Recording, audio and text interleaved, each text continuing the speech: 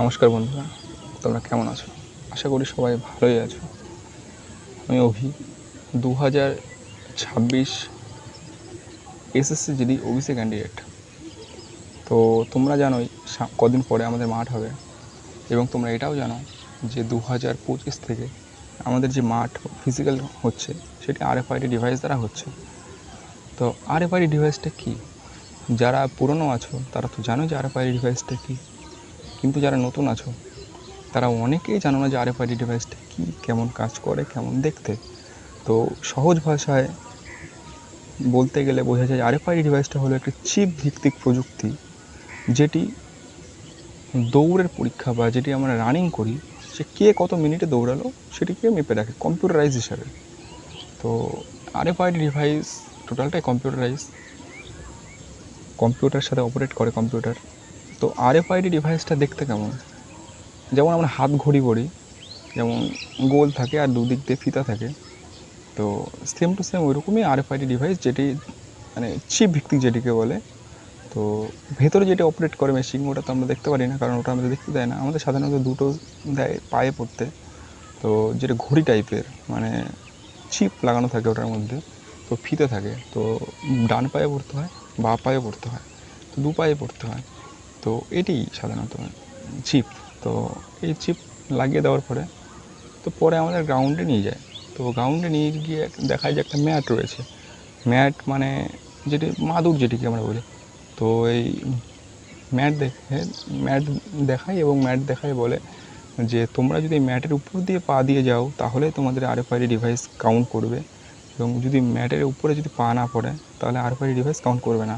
মানে সহজ ভাষায় বুঝতে গেলে কি, ওই আরএফআইডি ডিভাইসে তুমি চিপটা যে তুমি পায়ে পড়ে আছো, ঠিক আছে, সে চিপটা আর ওই ম্যাটটা দুটো একসাথে কানেক্ট আছে। ওই ম্যাটের উপরে পা পড়লেই তোমার রানিংটা কাউন্ট হবে, মানে তুমি ক পাক দিলা ওটা কাউন্ট হবে। আর যদি ম্যাটের উপরে যদি মানে তুমি ধরো সাইড দিয়ে বের হয়ে গেলা, বা ম্যাটটা বড় থাকে, সবারই পা পড়বে, অসুবিধা নেই।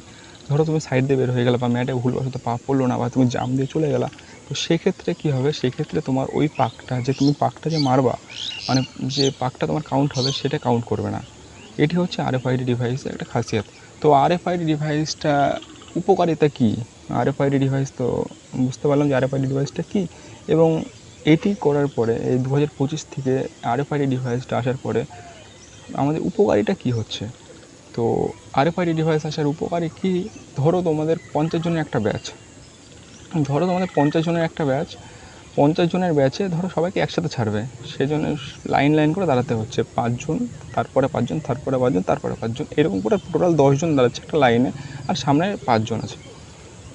তো ধরো যে সামনে 5 জনের নাম্বারে ধরো যে প্রথমে দাঁড়িয়ে রয়েছে যে ছেলেটা, আর যে একদম লাস্টে দাঁড়িয়ে রয়েছে যে ছেলেটা, তো তার মিডলে ডিস্টেন্স 8টা ছেলের।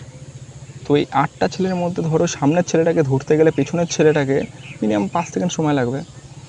ধরো প্রথম থেকে ছাড়লো, যে স্টার্ট, প্রথমে ছেলেটা চলে গেল, তো পরের ছেলেটাকে পার হতে মিনিমাম 5 থেকে 7 সেকেন্ড লাগতো। তো আরএফআইডি ডিভাইস আসার পরে কি হলো, যে প্রথমের ছেলেটা যখন ম্যাটের উপরে পা দেবে, প্রথমের ছেলেটার যেটা টাইমিং, রানিংয়ের যেটা টাইমিং, ওটা ওখান থেকে শুরু হয়ে গেল। দ্বিতীয় ছেলেটা যখনই ম্যাটের উপরে পা রাখবে, তখন থেকে দ্বিতীয় ছেলেটার টাইম কাউন্ট হওয়া শুরু হলো। তৃতীয় ছেলেটা যখনই ম্যাটে পা রাখবে, তখন থেকেও টাইম কাউন্ট হওয়া শুরু হলো। মানে ব্যাপারটা বুঝতে পারলে, কেউ যদি 10 সেকেন্ড পরেও ম্যাটের উপরে পা রাখে, তো ওর 10 সেকেন্ড পর থেকে টাইম কাউন্ট হওয়া শুরু হবে। এটাই হলো আরএফআইডি ডিভাইস। তো আরএফআইডি ডিভাইস খুব ভালো একটা প্রযুক্তি, কিন্তু বিশেষ সতর্কতা। আরএফআইডি ডিভাইস সে দৌড়ানোর সময় বিশেষ কিছু কথা মনে রাখতে হবে তোমাদের। বিশেষ সতর্কতা, আরএফআইডি ডিভাইসের সঙ্গে রানিং করার সময় বিশেষ সতর্কতা মেনে চলতে হবে তোমাদের।